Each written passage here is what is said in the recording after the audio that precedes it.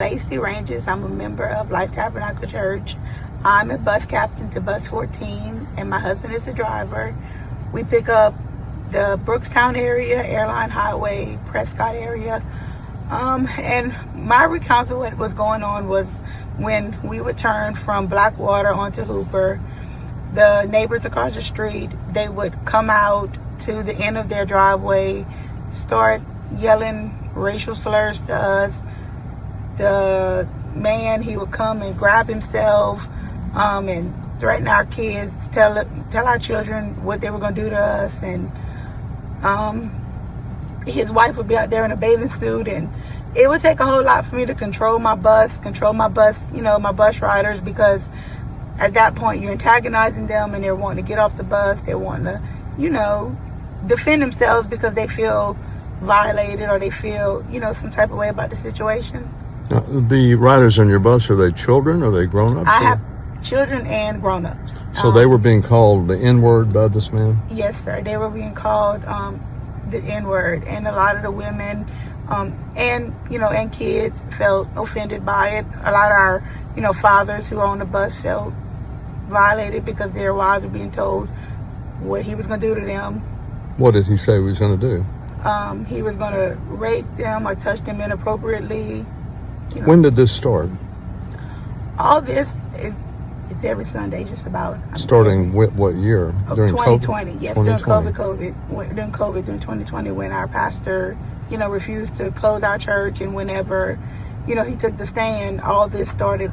6 years now it's been going on. So you feel like you're targeted because of your faith?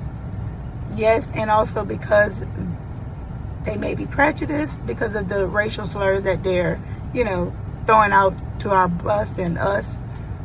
So when he was making threats, was he making threats to commit crimes against you? Like rape? What did he say? Yes, rape and, what he was going to do to our children and the wives and the women on our buses. Yes, sir. So has this made you not want to go to church? I mean... Oh, no, sir. I'm still going to go to church. I will still stand with my pastor. I will still stand with my church no matter what. That will not stop me from going to church. Thank you.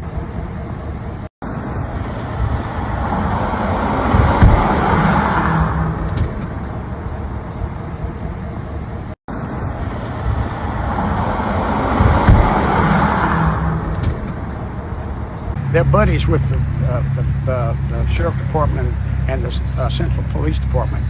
And the Central Police Department and law enforcement had cameras set up at his yard for the last 5 years, videoing everything that's going on, videoing everything. So, and then they had the screens set up in his living room there, big television screens, surveilling this property 24/7, and that was going on for what, 2 or 3 years. Yeah. Well, anyway, the father and the son, there's not a day goes by. I live about a quarter of a mile up here next to the Methodist church, and they'll come by if we're out in the yard working. They'll roll the window down and start screaming vulgarities and blowing the horn. And then they'll pull up in that church parking lot, circle out, roll the window down, and start screaming at my wife, vulgarities, talking about raping them, and my mother-in-law, who's 87 years old, and it's just, they do that every day, okay? There's not a day goes by, they don't come in, if nobody's out there, they don't say nothing. But... So have you ever reported this to the Central Police Department? Every week we do, yeah. They know all about this man. They know, they come and have coffee with the guy. So he feels comfort and protected. And so my son was arrested today because the guy was screaming, I'm gonna come over there and rape your wife next time you're gone. I'm gonna kill people. Your grandchildren? Grandchildren. And so he was over on the servitude over there. My son was working on the bus. My son walked over there, and since the police department and the sheriff department won't do anything to him, well, then he gave him a good working over on the servitude and left him in the ditch. So he's had it coming for a long time, and it's not the first time he's had it coming. He got worked over here about 2 or 3 months ago, by someone that's riding down the road here. And so, you know, you can only put up with something so long. And it's just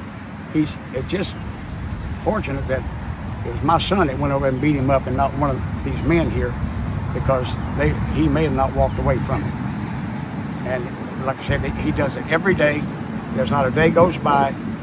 The sheriff department knows all about it. Sid Gotro, everybody at the police department, they all know about it. But he's protected. He's protected. He's never been arrested. They just tell him, as long as you own your property, you can say anything you want. Well, okay. Yeah, you guys behind that camera too, antagonizing people. But And then his crazy wife on Sunday mornings, she'll come out there, open them gates, and as the people are going out, she'll lift her blouse up over her breast and show everybody her breast. Well, you know, you can hide behind freedom of speech all you want, but after a while, it's not freedom of speech, it's domestic terrorism. And they scream vulgarities to children, and it doesn't matter what race they are, black, white, Hispanics, it don't matter. And we have restrained some men from going over there and taking care of him because of what they said to them, just working out here. And so my son finally had enough of it, and the guy was over here off of his property screaming vulgarities at him, telling him what he's going to do to his wife, to his grandchildren. And my son walked over there and kind of rearranged his teeth. So this is common knowledge in Central, all over Baton Rouge. Law enforcement knows all about these people, but nothing's ever done. Nothing's ever done. And matter of fact, that's what their intention was, to antagonize, and get somebody to go in their yard and take care of them so they could have a lawsuit against us. So that's the end of it. And there's much more. There's hundreds of people, hundreds of people that go to church here that can testify to everything we've said. And so there comes a time they got to do something about it.